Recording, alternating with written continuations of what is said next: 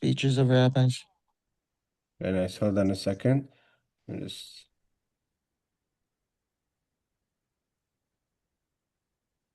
How are you? Good. Baruch Hashem. Baruch Hashem. Doing good. How's Israel doing? Baruch Hashem. Baruch Hashem. Baruch Hashem. Hold on. Is that Harbrun? Okay. How Let's is see. your daughter from her recovery? Baruch Hashem getting there. Where's Hashem? She can sit up now? Yeah. Yeah. Hold on. That's an improvement. It is a big one. Yeah. Okay. We're holding the laws of, this is the title of this chapter, chapter 90. Hold on, is the laws concerning doing your needs where no Melachah is involved, the Melachah done through a non-Jew. So we cover, hey, Rebecca, we're dealing with two subjects. One is that if you're doing something that's what we call not Shabbosdik, not something that's appropriate for Shabbos, but it's not an actual Melachah, it's not really doing work, and having work done for you for a Gentile, that we'll get to later. Again, so I just want to go back, the verse of the first part of the pasuk, meaning the verse that supports this idea that you're not allowed to just do things on Shabbos, even if it doesn't violate one of the 39 Melachas, is the verse that says, Im tashiv mishabes raglecha, asoitz chafatzecha b'yom kodshi, v'chibadito mi'asa estirachecha, mimoitze chefsecha daber davar. So to translate, if you will refrain from walking on Shabbos is one, which we learned last week, but you just can't walk anywhere, or from doing your needs on my holy day, which also covers certain subjects, things you shouldn't be able to just do. And the verse goes on to say, and you will honor it and not by not doing your own needs, your ways, or from pursuing your needs, or from speaking anything from the words, daber davar. So now we're going to go into speech. So I think we're holding law number 4. Yeah, that's what we're holding. Law number 4 is like this. The fact that it says in the verse, in Yeshaya, to just speak things, you can't just say anything on Shabbos. Darsha Rabbeinu Zechreinu Livracha, our rabbis have decided, have learned from this verse. Shelo yihei diburcha shel Shabbos ki diburcha shel chol. Your talk, your language, the things you speak about on Shabbos should not be the same things you speak about during the week. Hilkach. Therefore, what is included in this prohibition, so to say, is asur loymar. Therefore, you're not allowed to say on the Shabbos. Okay, you're not doing anything, but you're just saying it. Davar ploini esel macher. I will do such and such thing tomorrow. Because that's not what you should be doing on Shabbos. Don't just talk about weekly things on Shabbos. So don't say I'm going to do something tomorrow. You're not buying anything, but you're saying tomorrow I'm going to buy this. This chapter is a very important chapter because it includes a lot because there's a lot of conversations always happening. Someone says, "Oh, I went here on Friday and there was a discount, there was a sale." Right? You can't say, "Okay, I'm going to go tomorrow to the sale." You can't say, "Oh, he's chayyur he's an eknemacher. I'm going to buy this thing tomorrow."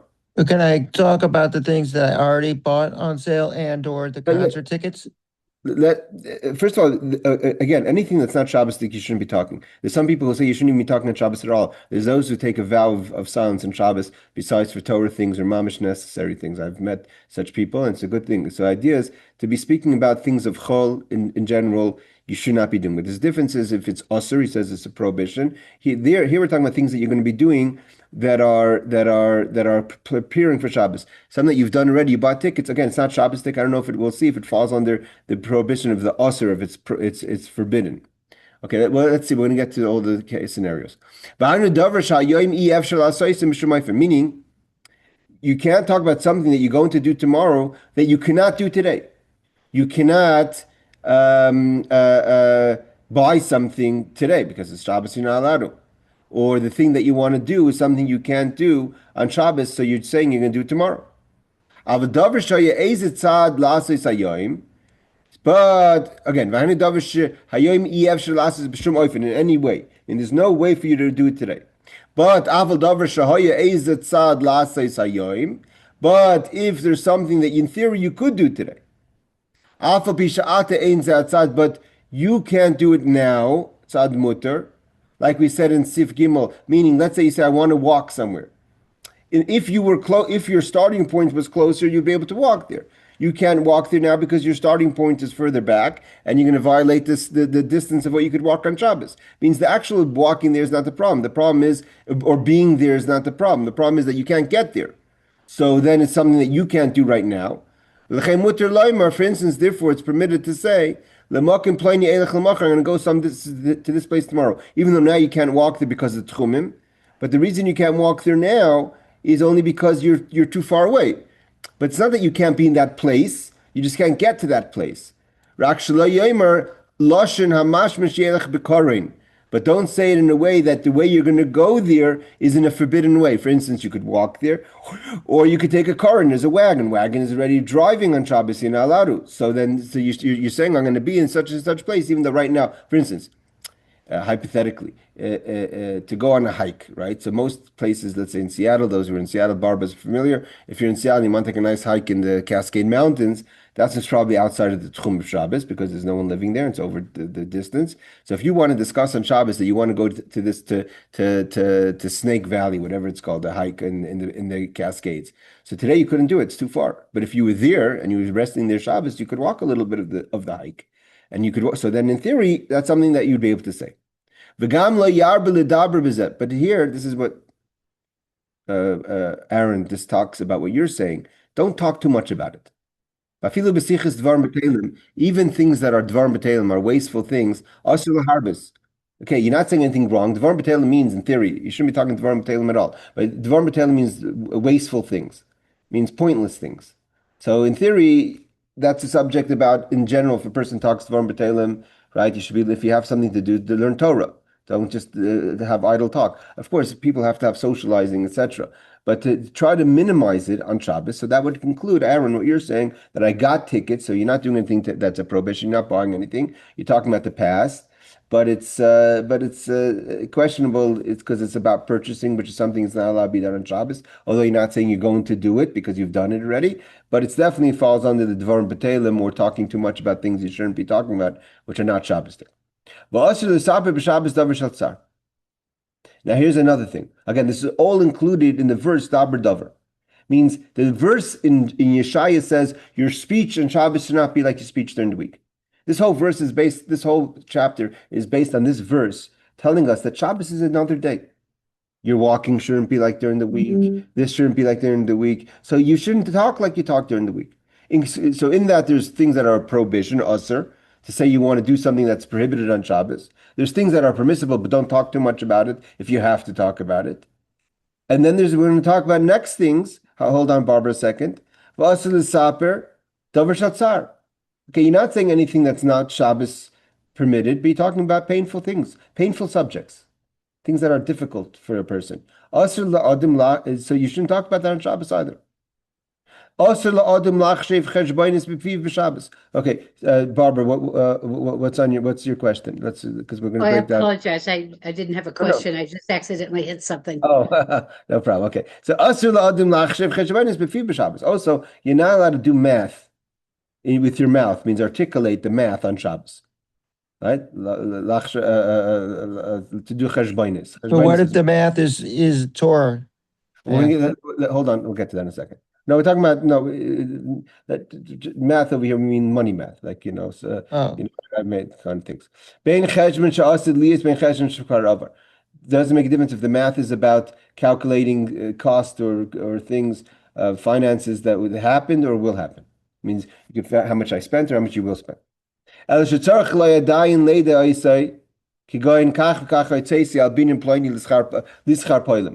instance, you need to know how much you spent to hire workers. But what about in a lot of shuls, they do auctions, so you might have to do the math to see how much you can. We're getting to all that. Hold on. Oh, okay, sorry. Slow down, Adam.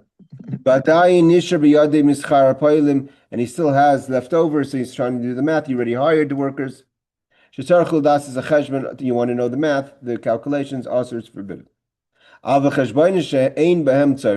just to make calculations that have no bottom line, it's not about you need to know the information. Then you'd be able to do it. Okay. Again, don't do too much of it because keep your talk on Shabbos, not like during the week. So now he puts it in the summary. You're not allowed to have wasteful talk on Shabbos. Like I said before, because the word daber davar means your speech should not be like the speech during the week. Speak about either Torah things or holy things or family things or things that have connection to kedusha. Betela means wasteful, no point. So if you're just making cheshbenis to see, asking someone a riddle, so okay, whatever, a little bit for entertainment, but too much of it you shouldn't be doing. And specifically, what's forbidden is to do any kind of math calculation, finance calculation. Now, Aaron asked excellent questions. I'm not putting down your questions. What about making bidding on Shabbos? What about other things? We're going to get to all those subjects, if they're allowed and how they're allowed, etc. Okay. First, if everyone noticed a little bit, the layout of Chabad.org Kitzur has been upgraded, so it's making it a little easier for us to go through the footnotes. Okay, so 13 is a reference, and maybe not. I shouldn't talk so fast. 14 is another reference. Okay, 15 is forbidden only regarding the things that are impossible to do today, due to a Shabbos prohibition, even if only Drabanan. So even if what you cannot do today is rabbinic, it's not biblical, but still then it's prohibited to talk about doing it after the Shabbos. The Taz Magen Avram says you shouldn't say that I'll travel there by car, even though in theory you could travel there by foot. So if, for instance, to say that I'm flying tomorrow is something you shouldn't be saying on Shabbos, because flying is there's no way to fly that's permissible. So a lot of people say, "Oh, I'm leaving tomorrow on a flight." It's something you shouldn't be saying on Shabbos, according to the Taz. Yerushalmi Maseches Shabbos Shulchan Aruch 307 is talking about even excessive idle talk is forbidden. Like we finish off, number 18 is like this. We're talking about it's forbidden to cause pain or sadness on Shabbos. The Shari Tshuva 287 rule that only that one who is greatly saddened by seeing an ill person should preferably not visit the sick on Shabbos. That's a pretty tough ruling. Means here you're seeing the sick on Yom Tiv, on Shabbos is a mitzvah, right? Bika cholim. But if it's going to make you very sad to see that person, then better to do it on another day, because you're not supposed to do things that would make you sad on Shabbos. But that's, I think, a very large ruling. Okay, each person will take that according to their understanding. 19 is, so 19 we're talking about making calculation of past transactions. To you or to another, things that happen to you or someone else's transactions. Hold on, Rebecca. Eliyahu Rabbah permits making calculations for someone else. Okay. Eliyahu Rabbah, one of the authorities, says that it's okay to make a math for someone else's finances. Yes, Rebecca. Back to the one you just did about not making yourself sad or not being sad on Shabbos. So what if you like do hisbodedus, or in your davening you get like worked up and start crying? Like, is that okay? No, but you shouldn't. No, that's not time. The Shabbos is not a time to be sad. So the things that would make you sad, whether it is thinking about your situation, whether it is in tshuva things or things of things that are on your mind that are bothering you in your life, that's Shabbos is not the time. You're not supposed to be sad on Shabbos. But Mike, But let me. what if it's not sadness? It's like, I can't explain it. It's Oh, not if you mean it's an emotionally part of Shabbos, which is Tashuv Tshuva, that's something else. But it says Dvarim Shel Tsar. Tsar is the actual, what does he translate the word tsar? like pain or anguish. Pain and anguish, yeah. But my Okay. question is on Yom Kippur. Sometimes it's on Shabbos, and they have the part where the Hazen's singing like he's crying. Yeah, okay, that's Yom Kippur is a special day. It's set aside once a year for repentance, and part of that is the tshuva. But here we're talking about like if a person is sitting on Shabbos where people have a little more time to think, and they're thinking about like things about a shidduch or about parnasa or about gesund, health things that make them very sad. This is not something. Okay, it says like this. Just let's put this in the context, because this is the law. This law deals with talking, not about being sad. It's about talking. It says asur ledaber. Where are we holding? Asur l'saper b'Shabbos davar shel tzar. The actual wording is that, because here this is a law about talking. We're going to learn about thinking in a second. But the actual verse says l'daber davar, to talk things that are not Shabbosdik. So you shouldn't say things that are sad on Shabbos. We had the footnote that adds to it that says what was it, 18? That included in this is you shouldn't rules that one is who is greatly saddened by seeing an ill person should preferably not visit the sick on Shabbos. Now that's not, you're not saying anything. Could be you just walk in and you get sad from seeing them. He's adding the being sad to talking about painful things. So it's the actual text is talking about talking sad things, because this is a law that deals with talking, what things you're allowed to talk about. But in that, he adds, the Shari Tshuva adds, you shouldn't make yourself sad. So on that, we're talking about, are you allowed to sit there in shul or in other times and think about things that are sad in your life? If you're allowed to be sad, that's another question. A person should be besimcha, especially in the month of Adar. A person should we have times that, like the Tanya says, of when a person is allowed to find themselves allowed to be a little bit be'etzav, a little bit sad, and only if that's not going to be in a way of causing you depression, etc. But in theory, Shabbos is especially time to try to be happy. Okay, I'm gonna go back a second to your question about, because there's two questions that we want to talk about. One question is that we want to talk about is buying kibudim on Shabbos, like buying an aliyah or something else on Shabbos. Like Aaron knows, there's a lot of bidding on Shabbos. Is that allowed? And number two is receiving money on Shabbos, which is, for instance, if you are a chazan or a balkor, someone reads the Torah on Shabbos, you're allowed to get paid for that. So we have those two things up here on top, two links that we're going to look in a second. Before we get to your question about bidding, let's just do one more. So now the verse continues that you also shouldn't do your needs. Okay, each one of these laws are based on the verse in Yeshaya, which is again things that are not Melachah. I'm not doing anything. I'm just talking about it. So the Torah says, don't talk about it, because we have a verse in Yeshaya that says, Daber Dover, your speech in Shabbos should not be weekly things. Again, and in it is a scale of things that are forbidden to talk about, like business things or calculations of your business, or things you're going to do that are forbidden in Shabbos, or things that are just not Shabbosdik, better not to talk about them, or any Dvarim B'Teilim, any wasteful talk on Shabbos, you shouldn't talk on Shabbos. But now we talk about also not doing your needs. What does it mean, your needs?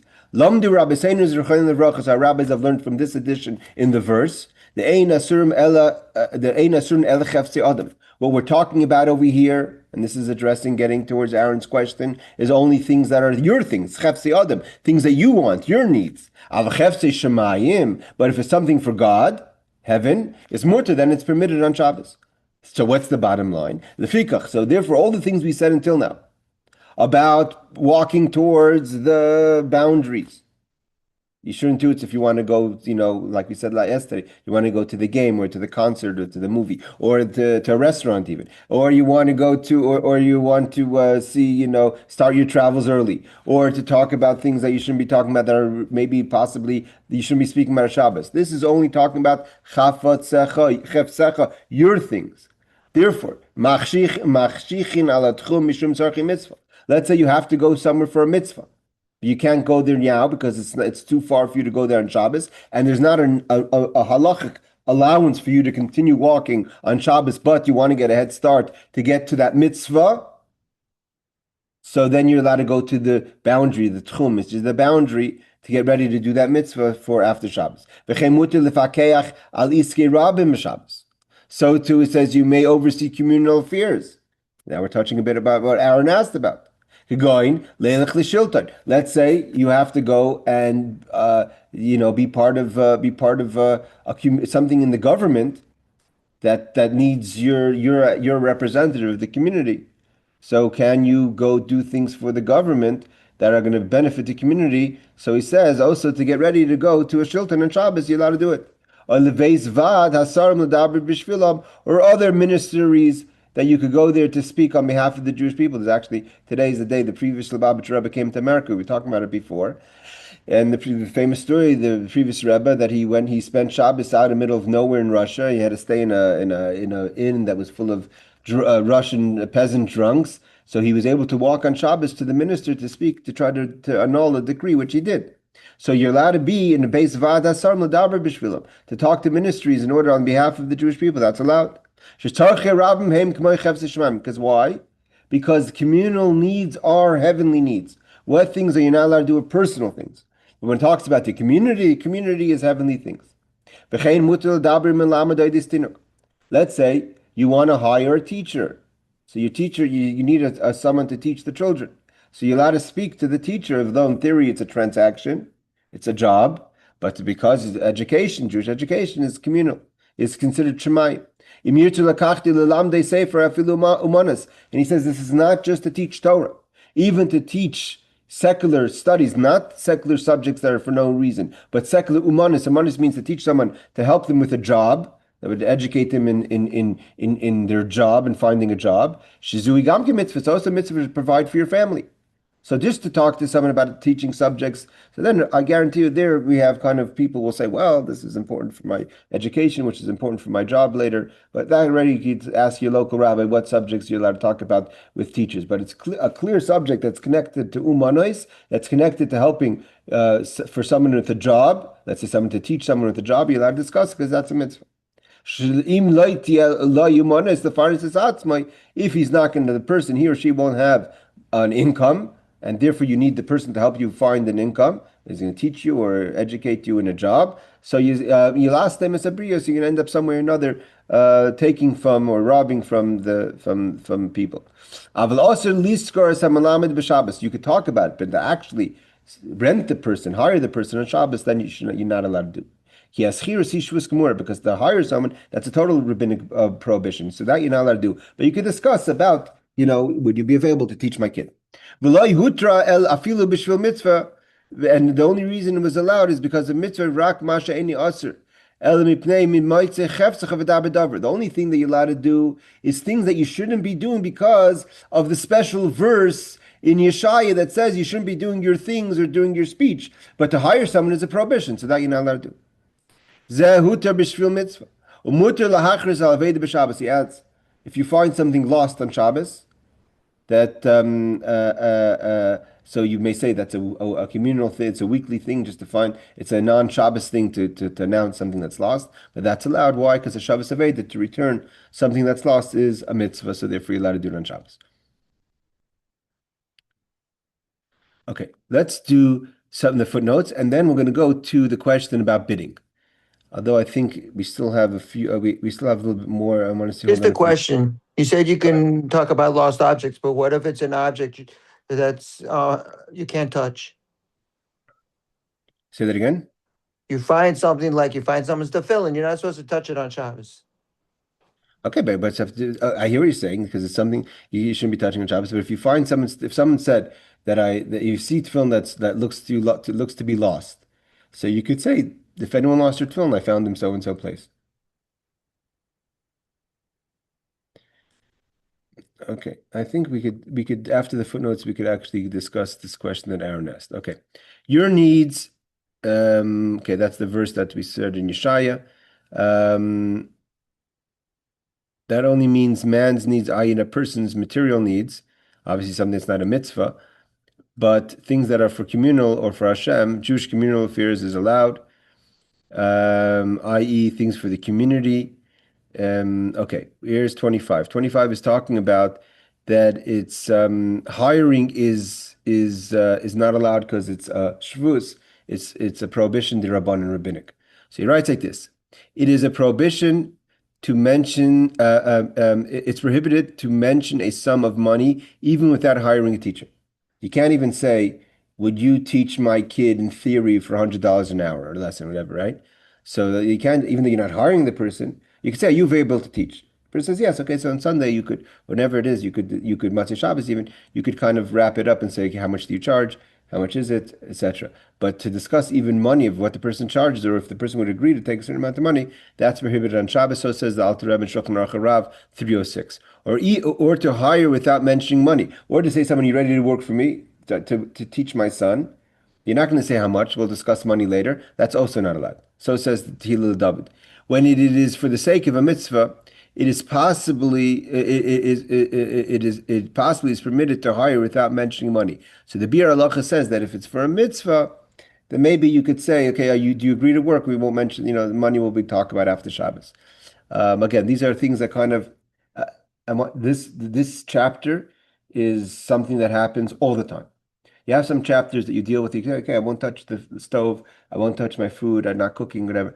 Sometimes you deal with it. This chapter is something because it's so kind of on the line. It's not so clear, and you're always talking to people, and you go to shul and you're meeting people you didn't meet a whole week. Everyone's filling you in on what happened. There's so much that's going on in person to person communication that violates what we're talking about in this chapter.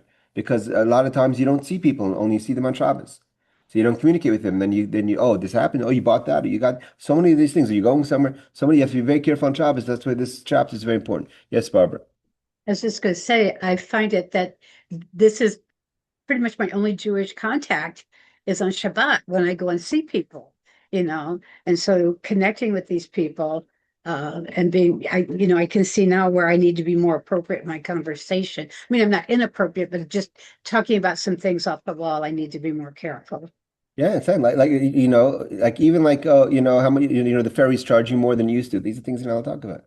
And this is the only time really you would interact, like you said, is you would interact with certain peoples and on Shabbos. Again, this is something that's very that's why some people just don't talk on Shabbos. I mean, it's very hard, but that's like you're talking about single digit numbers of people that do that. But it's because it's very hard not to transgress what we're talking about in this chapter. So you say like this, even if the object is muktzah and cannot. Oh, there you go, Aaron. See, your question has been addressed in footnote number 26. Even if the object is muktzah and cannot be returned until after Shabbos, like you said, the tefillin, you're nevertheless allowed to announce it to let the person know that it's been found. Right? You got the answer to that? Okay. Yes, I did. Okay, let's do the question about. So we have two questions. Bidding. So let's proceed this. Okay. Why is bidding allowed on Shabbos? Right? We just talked about. So we talked about we put it into we have that communal affairs are allowed, private things are not allowed. What is bidding and what are you buying? And what's the transaction? Okay. The next law we're actually going to learn about the difference between gifting something or a matana or acquiring something. We learned those of us who are at our Gemara Megillah class, we learned about the question if you're allowed to give Mishalach Manos on Shabbos and if you're allowed to give Matanos Lavienim on Shabbos. And we learned the opinion that giving gifts to the poor on Shabbos is prohibited because then it's an acquisition. Whereas bringing Mishalach Manos on Shabbos, if it's in a way that it's permissible with the Erev, whatever, that it wouldn't be a problem because it could be that that's considered like joint meals. Because a Mashalach Manos is kind of like I'm giving you your meal, my meal. We're eating together. What do they call it? Pot. What's it called? When everyone brings food to the meal. Potluck meals. Potluck. It's like a potluck kind of thing. So it's different. So therefore, there's the opinion that Mashalach Manos in theory would be permitted on Shabbos. There's those opinion, and therefore based on that is a question if you could bring a bottle of wine to someone's house on Shabbos if the wine is going to be used part of the meal, so you're participating in the meal. But here, let's go first to the question that Aaron asked. Recently, I learned that we do not handle money or buy sell on Shabbos. How does this square with the practice of making appeals and bidding for honors, which I remember from the high holiday service of my childhood? Okay. Which is the basic question: is how are you allowed to bid on Shabbos? So the answer is yes. There's a time-honored custom of bidding for merits, which means chusim, of opening and closing the ark or carrying and reciting the blessings over the Torah. While some communities do this regularly, in some places it's done only on the high holidays or just for the high holidays. And the holidays are the high holidays. It does in my show we do it every Shabbos, whether people like it or not. It does indeed seem that it's something that you shouldn't be doing on Shabbos and the holidays. And it doesn't kind of out of the spirit of Shabbos. It is not very spiritual to discuss money on Shabbos, and this practice seems to involve active purchasing, a forbidden act, which we shouldn't be doing. Why then is it so prevalent in so many communities that they bid on Shabbos? So he says like this. First is he brings the Ramah. There are Moshe Israels who lived in 1520 to 1572, which is the main authority of Ashkenazi Jews on the Shulchan Aruch, notes that the reciting of Mishaberach prayer for a person who is honored with an aliyah, including announcing the amount the honoree is donating to charity, is permitted because he's donating the money to charity. So the Ramah says that if you make a Mishra Beirach, right? A lot of shuls have a custom. You make a Mishra Beirach and you say Bavur Nasan or Bavur Shiitin, and you're going to, on behalf that you're going to give. So you're allowed to announce it because the money is going to tzedakah, it's a mitzvah. And pledging but not actually giving money is a charitable cause, is allowed on Shabbos. Even though financial matters are antithesis to the Shabbos spirit, community and charity are so significant that their financial matters are holy and Shabbos-like. So by giving a donation, it's like a community, it's like Shabbos work, it's holy things. The Reb Shlomo Luria, which is the Marshal, who lived also around the time of also an Ashkenazi in Poland. It's interesting when you when you go to Shlomo and the note, he talks about King Solomon, so there's a little bit of a mistake. But Reb Shlomo Luria is talking about the Marshal, points out that bidding would still be problematic since one is actually purchasing an honor. So the Marshal kind of disagrees, or maybe that the Ramah is talking about a Misha Berach. A Misha Berach is you get an aliyah, and the shul says bavur shiitin that you're going to give. It means you didn't purchase anything, but you're donating it to tzedakah. But when you have actual bidding, where you're getting a schus, Marshal says that bidding would still be problematic since actually purchasing an honor. You're purchasing a schus, an honor. He excuses this behavior on the grounds that no actual item is being purchased, rather one is paying for permission to perform a mitzvah. The mitzvah to get the aliyah, to open the ark. He therefore forbids the sale of seats in a synagogue and a sregim at Shabbos and holiday services, which are real transactions. So therefore, to sell a seat in the shul, you can say, well, it's communal. No, that he says is not that the person's purchasing the right to sit. That's that he doesn't allow for that. It doesn't allow to negotiate against esregim sales on Shabbos, even though it's a mitzvah, because that's a purchase. But to buy a schus, then he calls that as it's. It says on grounds that it's not actual being purchased, rather one is paying for the permission to perform a mitzvah, but you're not getting because it's not something tangible. Where seat is tangible and an esrog is tangible. So that's how he addresses your question. So does that answer your question, Aaron? I don't know what the custom is in your shul, what they're selling, but if they're just selling aliyahs and schusim, so even the marshal and definitely the Rasim from the Ramah, that this is permissible on the Shabbos. Okay, let's continue. Okay,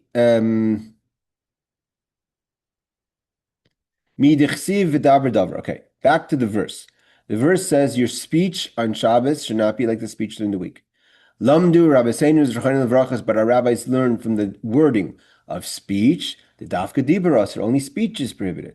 Aval hearer to think, which would this is kind of the question that Rebecca you asked about thinking about things that would make you sad. Seemingly, it's only speech that's prohibited. Thinking is allowed. Hearer is allowed. But from the Shari Tshuva, it's the idea that you shouldn't even visit the sick is you shouldn't experience sadness on Shabbos. I will hear mutter, but to think is permitted. Therefore, hearer basak of mutter. This is again a question. To think business on Shabbos is permitted. Shabbos, but nevertheless, and this would be why tsar, even to think sad things on Shabbos shouldn't be done. But there's the idea of taking einig, pleasure on Shabbos. Mitzvah shaliach behem klal. Don't think about business things. Try to cut this day off. Even though the verse says speech, but from the spirit of einig Shabbos, of joy of Shabbos, it's not joyful to think about business. The idea is that you should feel like all your work has been done. That's a huge thing with Shabbos. Like, it's it. There's nothing to do. Sunday is another day. Right now, everything is done. What do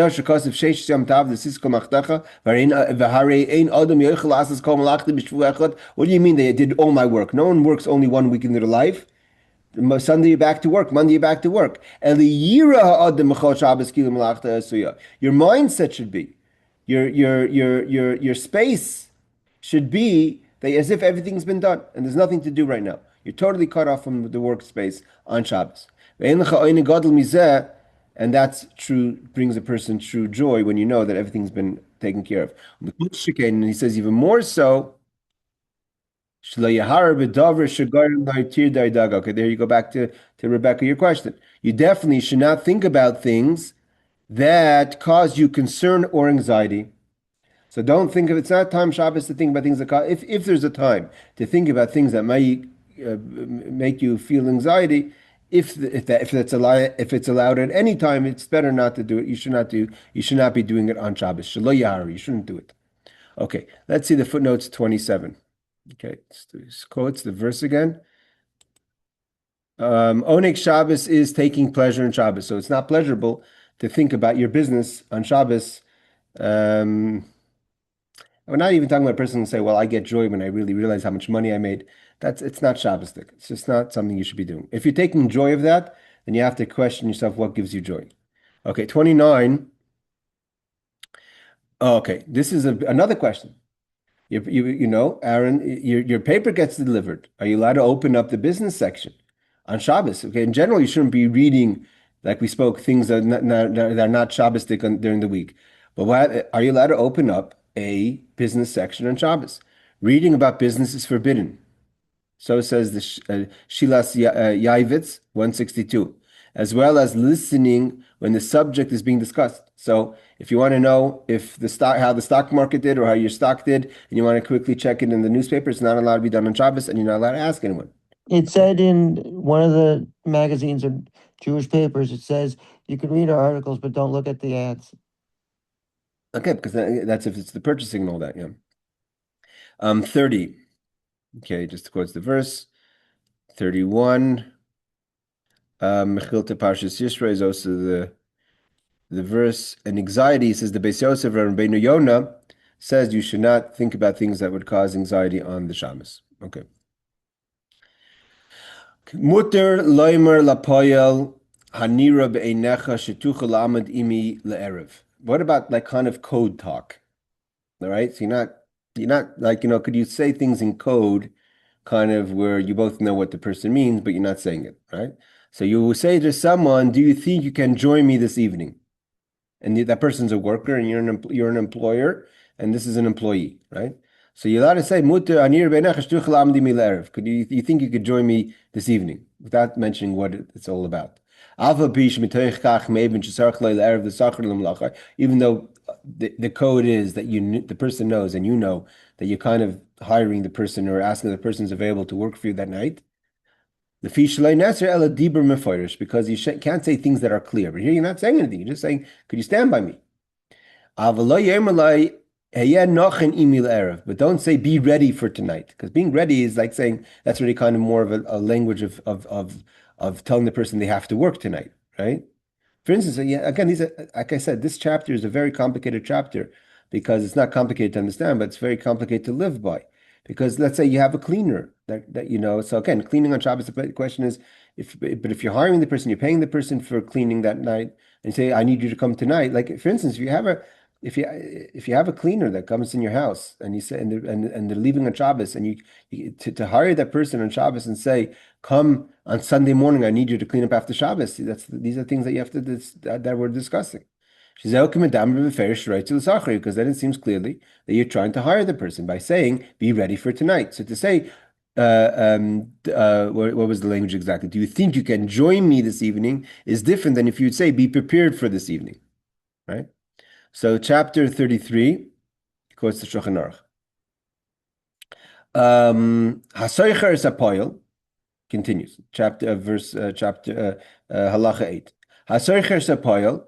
If you hire a worker lishmer le'ezer davar to watch something, so the person's getting paid to watch something. You're not allowed to. Here's the question of paying someone for work on Shabbos. Now, the question is not that you're paying someone for forbidden work, but you're paying someone who's doing something he's like just watching. Watching doesn't include Melachah. They're not violating the Shabbos by watching it. To watch it for free wouldn't be a problem. But you're paying the person to do something for you on Shabbos. But for the Shabbos itself, it's a problem. But if, when you go into the laws of Havlah, but if it gets swallowed, so to say, in a period of time, like a week or a month, he doesn't have to say, well, I only worked 24 days because the other 4 days was Shabbos and I can't get paid for that. But if you're getting paid, let's say $1,000 for a week, so even though it's $150 for the Shabbos also, but it's Havlah, it's included. This is where the question is, if a person's allowed to be a Balkora, right? A person's a Balkora. Reading the Torah is not a problem. Being a Chazan is not a problem, but you're getting paid for it. Are you allowed to get paid for something on Shabbos? So it says like this, and people know this again. This something happens all the time. So it says, if you hire a worker, chapter 34, the sages frowned upon accepting payment for performing a mitzvah. This is the question we said. They frowned, such as acting as a chazan or for reading the Torah on Shabbos. Though it is legally permitted, see Shulchan Aruch 306 and the Mishnah Brura. Concerning a doctor receiving payment for treatment on Shabbos, see Hare Bisamim and Das Torah Orachayim and Pri Megadim about a doctor. So it says it's frowned upon to get paid for being a chazan, specifically for Shabbos, and specifically for being a balkora on Shabbos, meaning the same thing would apply to Yom Tif. Although we do it all the time, people get hired all the time. It says it's frowned upon.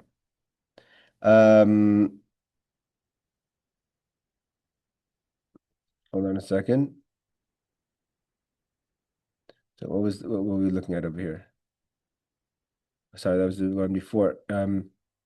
Make sure I'm reading the right thing. So he just frowned upon accepting payment for performing a mitzvah, though it's legally permitted. Okay. 35.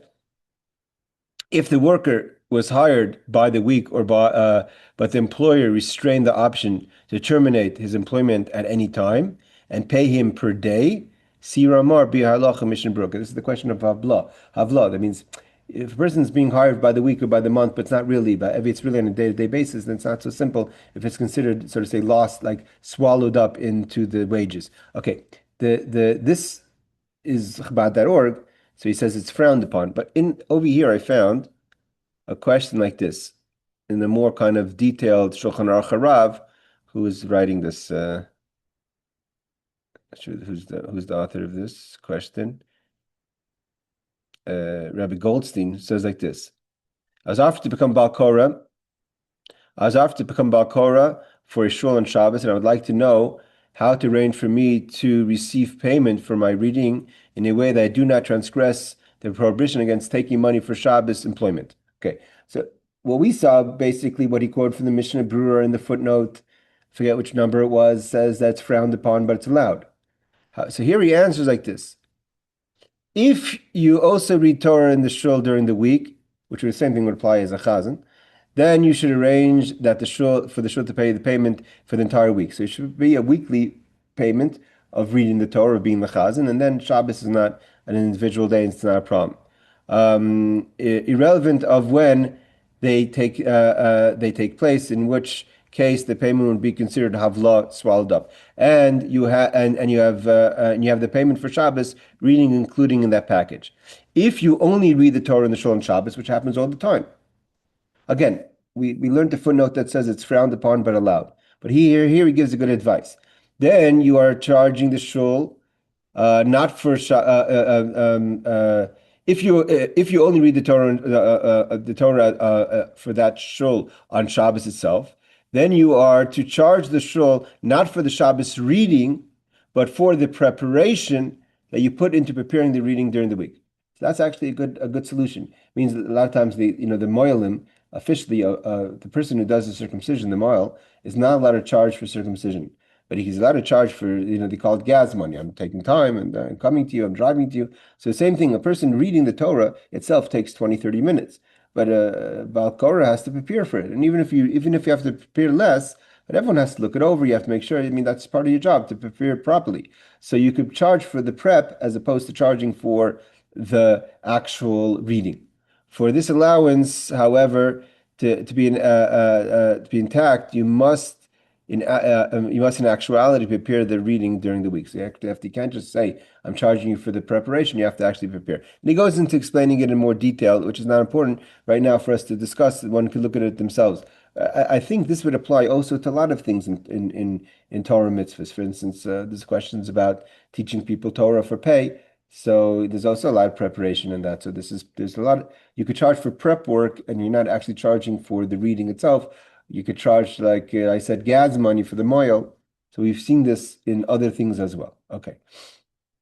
But again, we have footnote number 34 that says that even if you don't have it in this way organized, but it's frowned upon, but it's allowed. Okay. Let's do a few more laws. Law number 9. Asur litain matana lechaveirei ela davar shu l'tzarech Shabbos. You're not allowed to gift someone on Shabbos unless the thing that you're gifting for is for the Shabbos. V'chein asur litain mashkin lechaveirei. You're not allowed to deposit a collateral. Elim kein hu l'tzarech mitzvah l'tzarech Shabbos, unless it's for the Shabbos or for connected to something to Shabbos or for a mitzvah. And you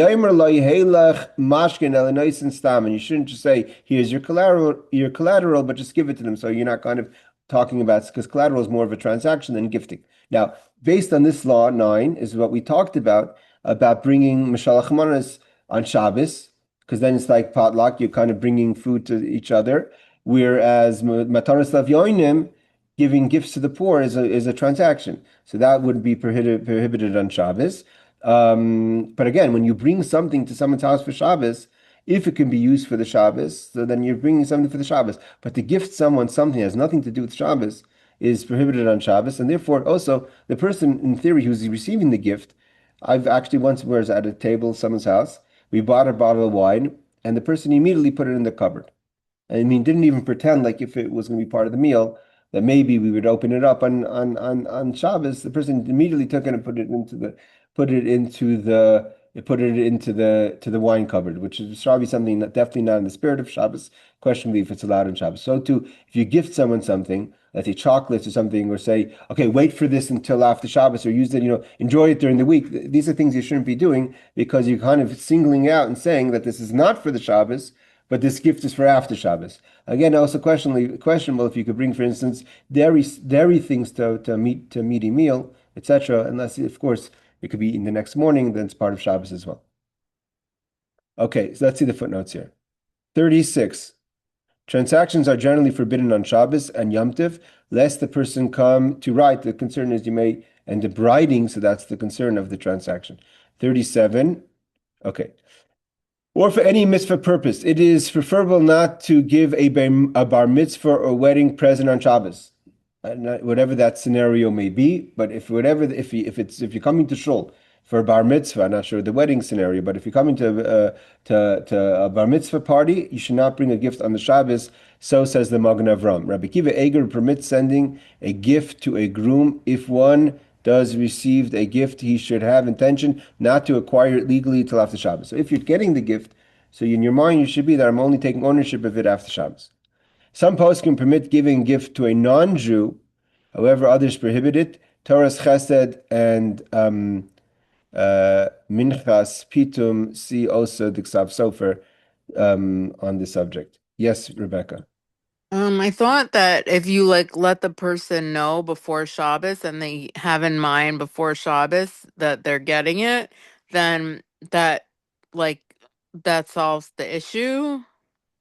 Well, I say because the acquisition is it's. I mean, what are we talking about? Food or like something that's nothing to Like a, do with Shabbos? I don't know, like something that could be used for a mitzvah or something that they'll need Yeah, on but it's saying, Shabbos. no, saying if they're going to use it on Shabbos, then you're allowed to bring something on Shabbos. But like he's saying, a wedding gift, bar mitzvah gift, he was saying, or things that like let's say, Well, I'll what give if an you give example. Some people bring books that maybe Yeah, I was just you gonna say, you what if you wouldn't. give someone a sefer and if they wanted to, they could read it on Shabbos? So that's part of writing Shabbos to learn Torah. But if you bring, let's say, a whole bunch of magazines because you're coming to see them on Shabbos and you're not going to see them during the week, and then you're literally bringing something that you're not allowed, you shouldn't be reading on Shabbos for after Shabbos. Okay, got it. Like if you want to bring some magazines that you wouldn't read on Shabbos or books that you wouldn't read on Shabbos, then why would then bringing it on Shabbos is specific? Or again, or thing a lot of things, most things you could kind of integrate into Shabbos. For instance, a salad bowl, right? In theory, you put the salad in it on Shabbos, or a plate, or that you could put the wine on, or a cake on, or something. There's certain things that are part of the meal, but there's certain things that are obviously not part of the meal or not part of the Shabbos experience. And then it's a question if you're allowed to gift it on Shabbos. What did you say about giving somebody like wine on Shabbos for the meal? So not saying wine is that's participation of the meal. Some people are careful to gift before Shabbos. Let's say they're coming to your house for a meal, they'll drop by before Shabbos with a bottle of wine. So like this, they take care of the whole issue of bringing something on Shabbos. But in theory, if you can't do that, if you didn't do that, if you're bringing a bottle of wine to the meal, it's part of the meal. So that's part of the Shabbos experience. I'm saying is that, but the person who receives it also has to kind of not kind of at least pretend that it's part. A lot of times you bring, let's say you have 10 guests. Everyone brings a bottle of wine. You're not going to drink 10 bottles of, you're not going to drink 10 bottles of wine, let's say. But you brought it for the meal. Doesn't mean you have to consume it, but at least it has a chance to be part of the meal. But if a person gets a gift and then immediately the person puts it away or says, save this till tomorrow, then you're gifting someone specifically for tomorrow. Or the person says, oh, great, I'm going to save this till tomorrow. Then you shouldn't be doing that because you're kind of making the gift, the transaction, for something that has nothing to do with Shabbos. So some of the from families here don't like to accept like food gifts for the meal on Shabbos. I thought it was because they don't hold by the Eruv, but that's not. It might be more than that. It might be That could that al- they don't. that could also be that they don't want to support someone who's doing the Erev, so that by accepting it, that they're kind of involved. That could be something separate. But in theory, if it's food and something that you could put, it's for the meal. It says you're allowed, Okay. right? And bringing a bottle of wine usually means that I mean, the idea of someone brings a bottle of wine to a meal is that this is your participation in the meal. So, Okay. so there again, it doesn't mean you have to drink the wine, but it's at least it can be just like you have foods that you have on your table and that may not be eaten, right? So Mm-hmm. so you have at least you have opportunity to use it. But other things that are not usable for Shabbos, especially things that are prohibited on Shabbos, or to specifically spell out I'm going to use it after Shabbos, is something you shouldn't be doing on Shabbos. Okay. All right, everyone, thank you so much for joining. Laila Tov. Can I ask another Sure, question? go ahead. Okay, so it's like a general question about this whole thing. Okay, so the wording, I have it in front of me. The wording of this pasuk is like, if you refrain from like A, B, C, and D, then you will merit these like, extra beautiful gifts. So it's written in like a positive way. It's not written in a negative way. So how do they get all these like halachos about all these things that you can't do from something that's worded in like a positive way? You mean you're talking about the pasuk from Yeshaya that we quoted in Yeah. Yeshaya. So let's go. Let's see the pasuk again. I'm going to read it. We're not sharing, but I'll read it. So the pasuk says, "If you'll refrain from walking on Shabbos and doing I hear what you're saying. So, but it means you're saying the positive, but from there you learn that you shouldn't be doing it. Like it doesn't say you're not allowed to do these things. It just says I, if you I, do refrain, then you'll merit like, to yeah, delight in Hashem and it's a very good, but nevertheless, that's what the rabbis were able. They dissected the pasuk and went through each one of the subjects mentioned, like daber davar, chavetzecha, hilucha. You're walking to say that okay, this is the performance of Shabbos, but you're not performing the Shabbos properly, therefore don't do it. But I hear so you saying. they It's a good point. That means the pasuk is not saying not to do it, but from the pasuk, lom dir chazal. That's why the language, the Shulchan Aruch says, from this the rabbis have learned to understand that these are things you shouldn't be doing on Shabbos. If this is how means if this is how you're supposed to behave on Shabbos, so by not behaving this way, you shouldn't be doing it on Shabbos, right? yeah. It's a very good point. Well pointed out. All right, everyone. Laila Tov, thank you so much for joining. Thank you, Rabbi.